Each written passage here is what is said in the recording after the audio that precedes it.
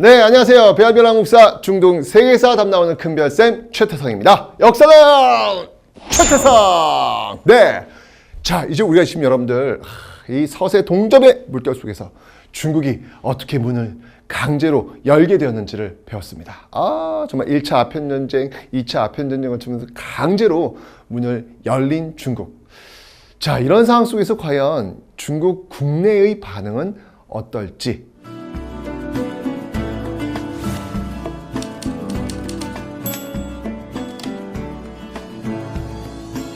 그 내용을 한번 좀 보도록 하겠습니다. 중국의 개항과 근대화 운동입니다. 자, 바로 이 태평천국 운동이라고 하는 사건이 바로 벌어집니다. 바로 1, 2차 아편전쟁을 겪은 이후에 바로 이 태평천국 운동이라고 하는 것을 바로 겪게 되는 것이죠. 자, 왜 그랬냐? 그러니까 기층 중국 민중들이 들고 일어난 사건이 바로 이 태평천국 운동이거든요. 왜 그랬냐? 이걸 한번 보자는 얘기예요. 먼저 배경. 자, 일단 지금 1, 2차 아편전쟁에서 졌잖아요. 그러니까 이 배상금을 지불해야 되는데 국가가 배상금을 지불해야 돼. 그러면 당연히 세금에서 가져올 수밖에 없잖아요. 그죠? 이 세금이 인상됩니다. 배상금 지불을 하기 위해서.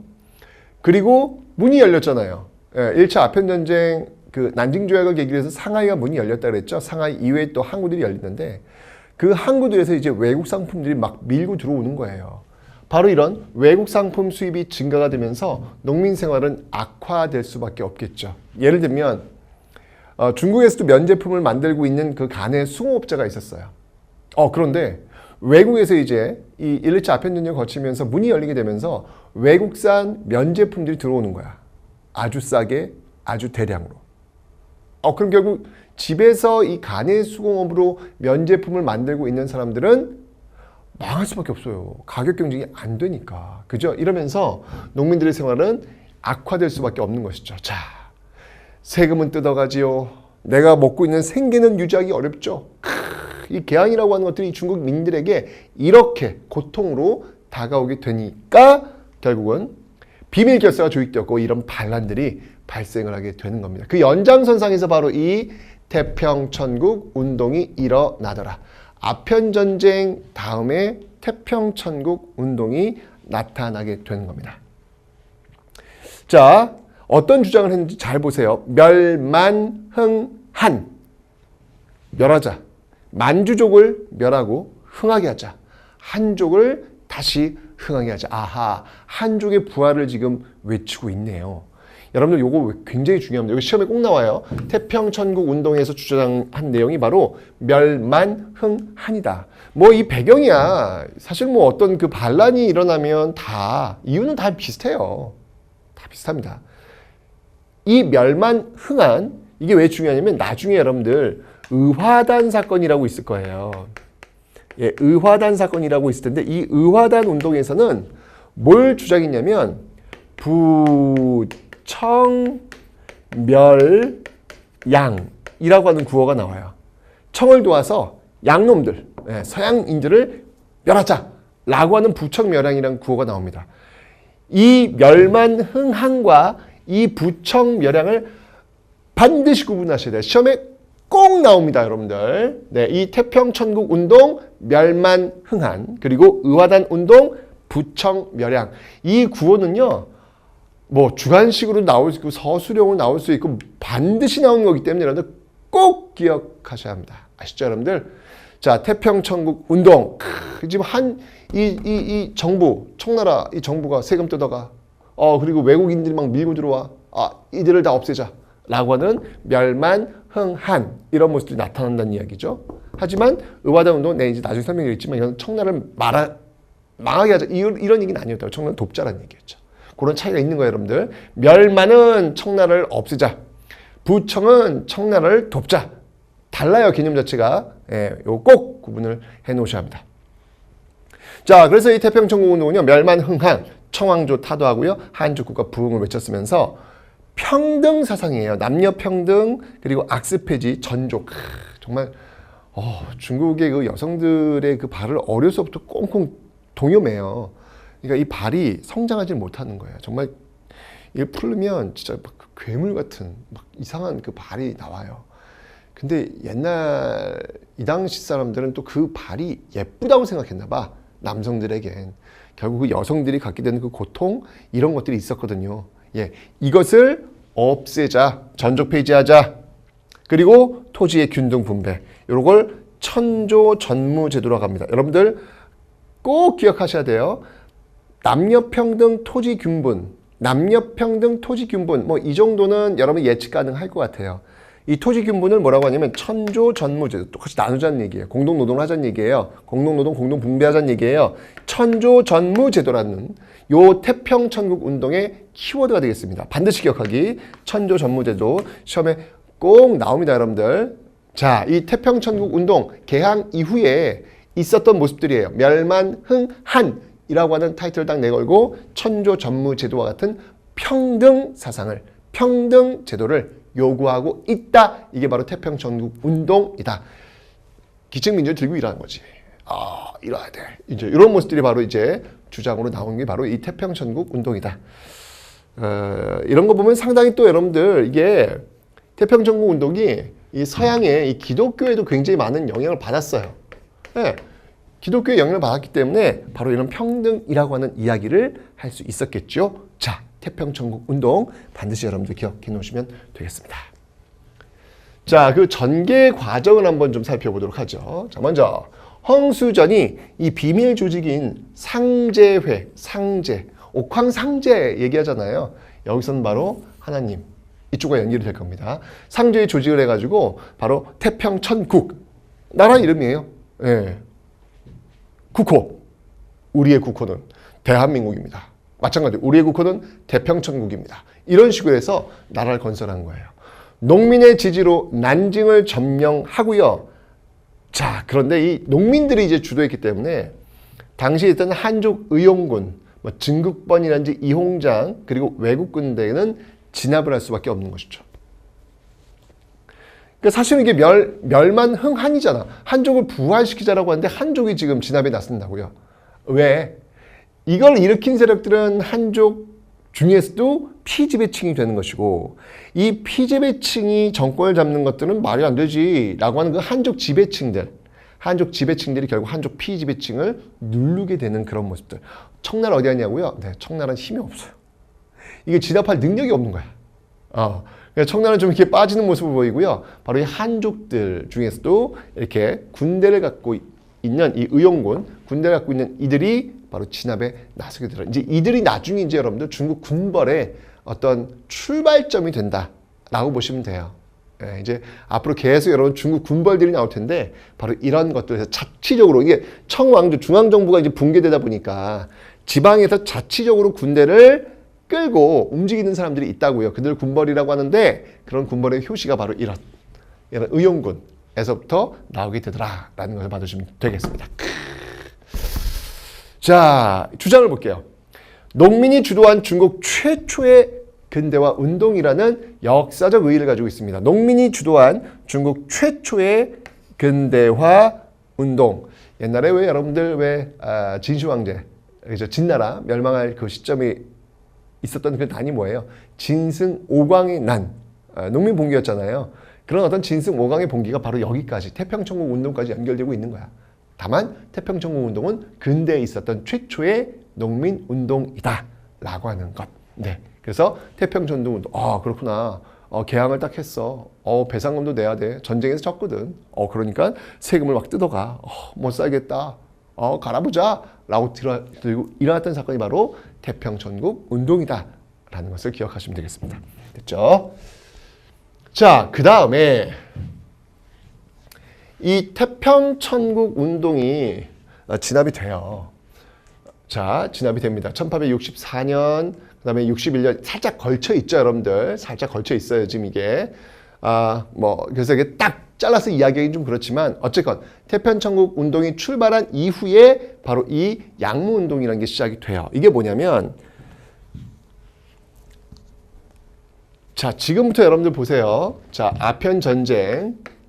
아편전쟁이 있었고 순서 정말 중요하거든. 태평천국 운동이 발발했고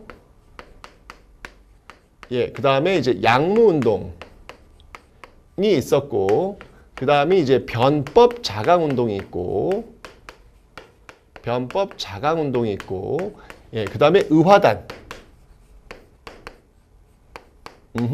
의화단 운동이 있고, 예, 그 다음에 이제 신의 혁명. 신의 혁명. 요렇게 이어질 거예요.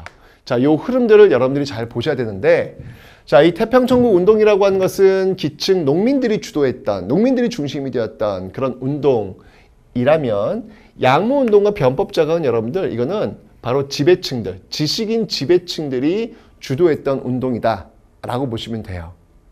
뭐냐면 이 지식인들이 지금 이 아편 전쟁에서 그 서양의 우수함을 본 거야. 게임이 안 돼. 무기가 너무 좋아. 도대체 뭐야? 서양 왜 이렇게 대단한 거야? 우리도 저 무기 갖고 싶어. 우리도 저 무기로 무장하고 싶어. 라고 하면서 그렇다면 우리도 힘을 키우자. 라고 전개했던 게 바로 이 양무운동이에요. 말 그대로 서양. 서양의 어떤 기술 이런 것들로 힘쓰는 운동이란 얘기예요. 서양의 기술들로 어떻게 우리가 무장하는 그런 운동이 바로 양무운동이다라는 겁니다. 자, 아편전쟁과 태평천국 운동으로 이 서양 무기의 우수성, 이 태평천국 운동에서도 이 서양인들이 딱 들어와서 진압하는 그 모습을 봤거든요. 와, 이 서양 무기 대단하다 라고 하면서 중체서용. 자, 완전 중요합니다, 여러분들. 중체서용. 자, 키워드가 몇 가지가 있어요, 여러분들. 이 아편전쟁에서 키워드는 제가 얘기했죠. 난징조약과 텐진조약과 베이징조약을 여러분들 기억하시고 특히 난징조약 기억하시라고 그랬어요. 첫 번째 조약이니까. 그 다음에 이 태평천국 운동에서는 여러분들 어떤 걸 기억해야 된다? 그렇죠. 바로 이 태평천국 운동에서는 바로 멸만흥한. 그죠? 멸만흥한이라고 하는 키워드, 그리고 천조전무제도라고 하는 평등제도, 평균제도. 요거 태평천국 운동에서는 이런 키워드 꼭 기억하셔야 돼요. 양무운동에서의 키워드 뭐냐면 바로 중체서용이라는 거예요. 중체서용이라는 거. 완전 중요해요. 시험에 다 나오는 거예요, 여러분들. 그 사건마다의 구호가 있다고요. 태평천국 운동은 멸만흔한, 양무운동은 중체서용이야. 중체서용이 뭐냐면 중국의 몸체자. 중국의 몸은 그대로 있고 서양의 서양에서 필요로 한 기술 같은 것들만 받아들이자는 거예요. 뭐 싹 바꾸자는 건 아니고 서양의 기술들만 받아들이자. 왜? 그 앞에서 아편전쟁과 태평천국 운동에서 이 서양 무기가 강력하다는 걸 확인했거든. 그럼 우리도 저 갖고 싶어? 라고 해서 서양의 어떤 그 무기로 무장하자 라고 하는 양무운동이 전개가 되고 있다라는 겁니다. 자, 거기서 나왔던 그 용어가 바로 중체서용이에요. 서양 기술 수용을 통한 부국강병을 추구하고 있더라. 전개를 볼게요. 아까 그 태평천국 운동을 진압했던 진국번 이홍장 있잖아요. 이런 한족들 의용군을 가지고 진압했다고 그랬는데 이들이 한족 중심의 바로 신사층, 신사라고 하는 건 여러분들 청나라 시대 그 지배층들을 신사라고 이야기했지 않습니까? 그죠? 예, 그 신사층. 근데 이제 한족 중심의 그 신사층을 중심으로 해서 개혁을 추진하는 거예요. 서양의 과학기술 도입하고 군수산업 육성으로 군사력을 증가하고 민간산업 육성, 해외 유학생 파견. 어쨌건 여기 나와 있는 이 내용들은 모두 다 중체서용에 입각한 거예요. 서양의 기술 받아들여. 서양의 기술만 받아들인 거야. 서양의 어떤 그 제도라든지 서양의 어떤 그 평등적인 어떤 시스템 이런 거 말고 그냥 서양의 기술들만 받아들이는 이런 일맥에서 지금 이 양무운동이 전개되고 있더라라는 거예요.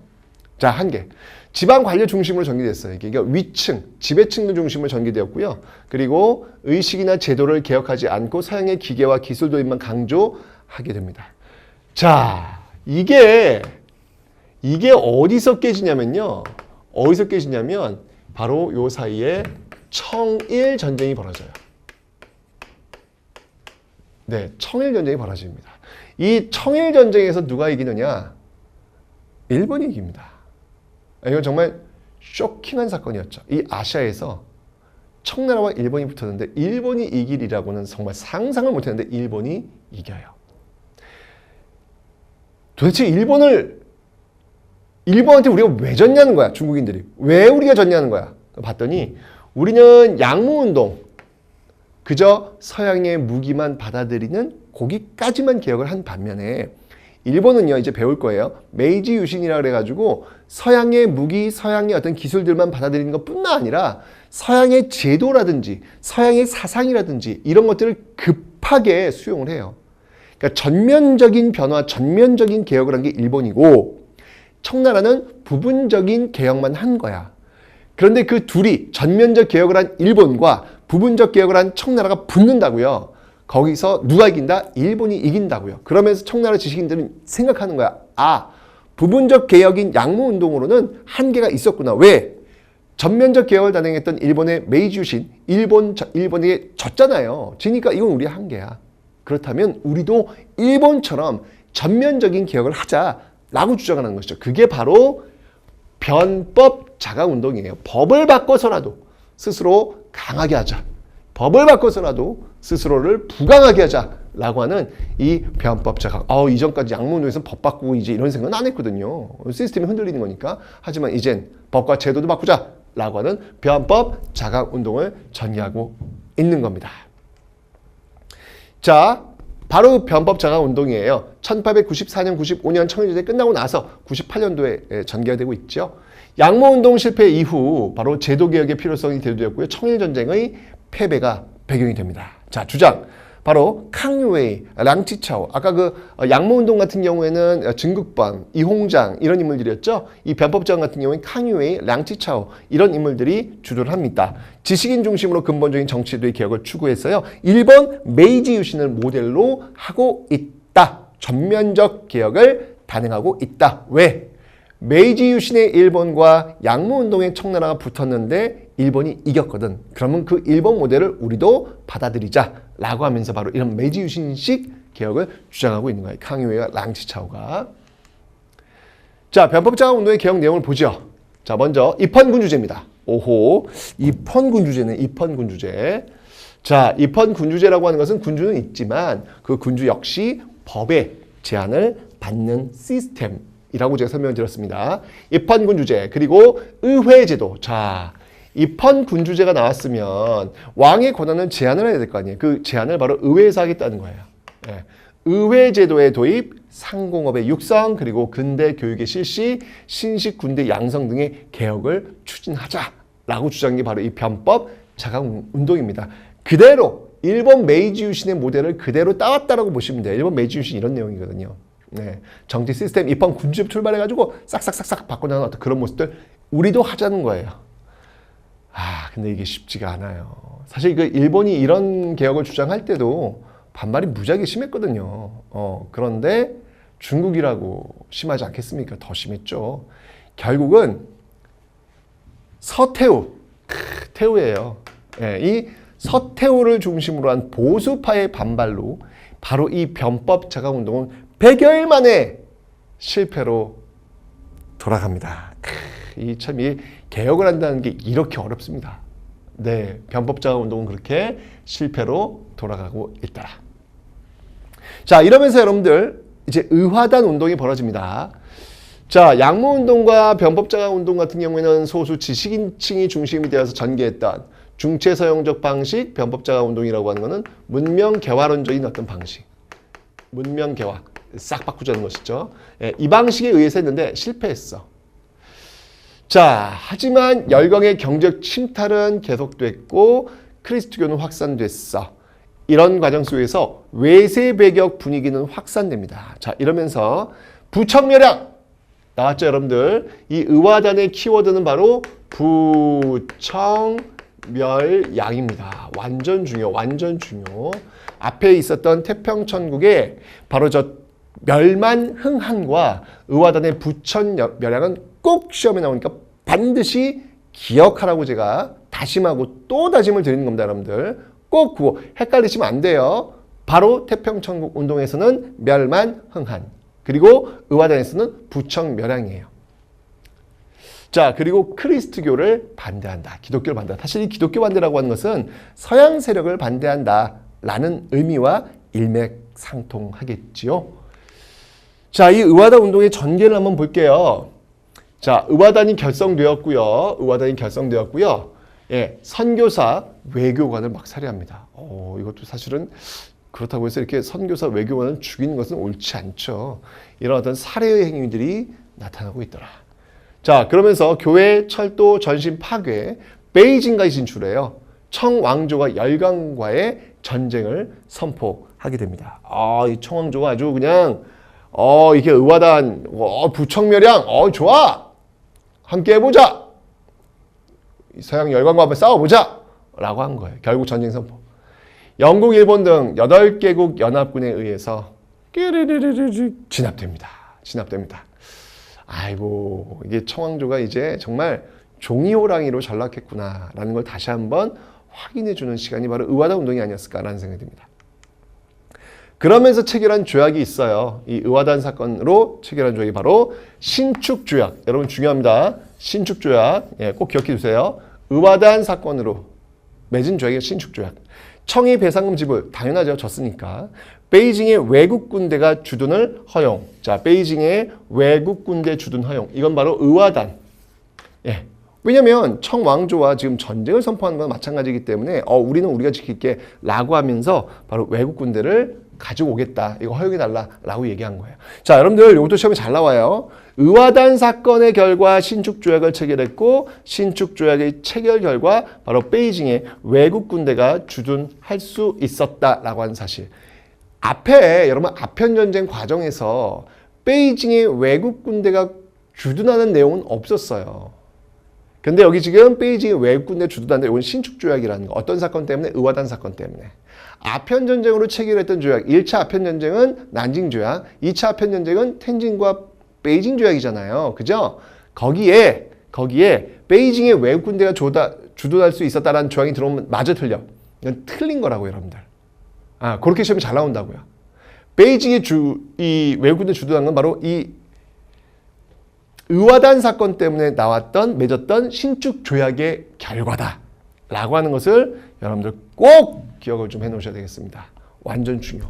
자, 이러면서 청왕조, 청이 의화단 사건 으쌰 했는데 결국은 깨지잖아요. 당연히 청의 권위는 약화될 수밖에 없을 겁니다.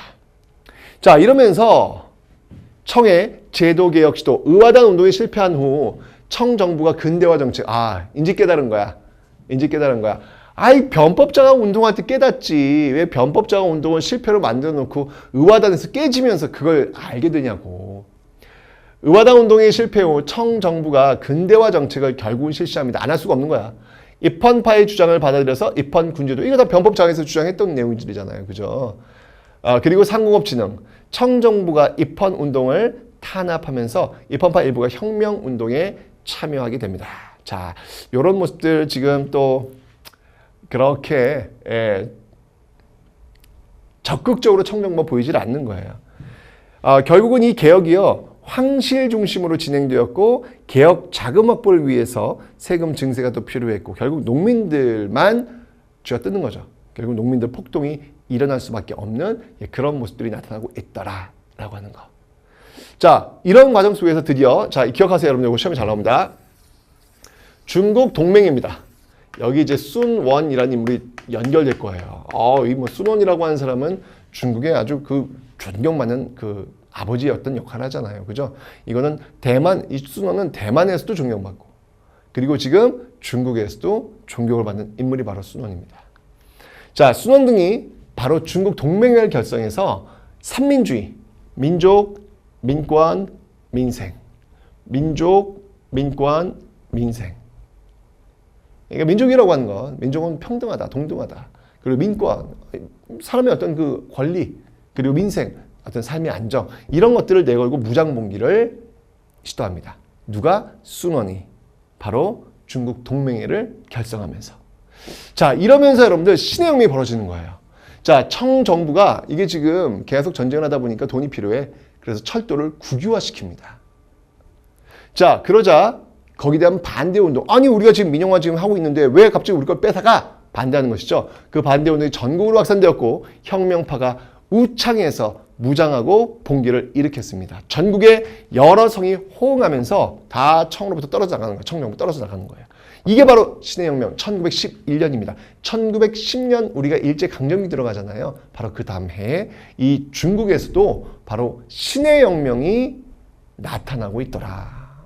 이러면서 실제로 청왕조의 생명은 끝나가고 있음을 여러분들이 보시면 되겠습니다. 신의 혁명이었습니다.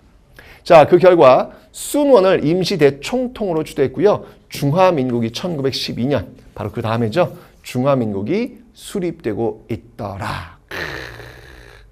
야, 저 아편전쟁부터 출발해가지고 이 청왕조가 어떻게든 한번 비비비비 해봤지만 결국은 이제 스르르 무너진 어떤 그 계기가 되었으면서 결국 신해혁명에 의해서 중화민국이 탄생하고 있더라.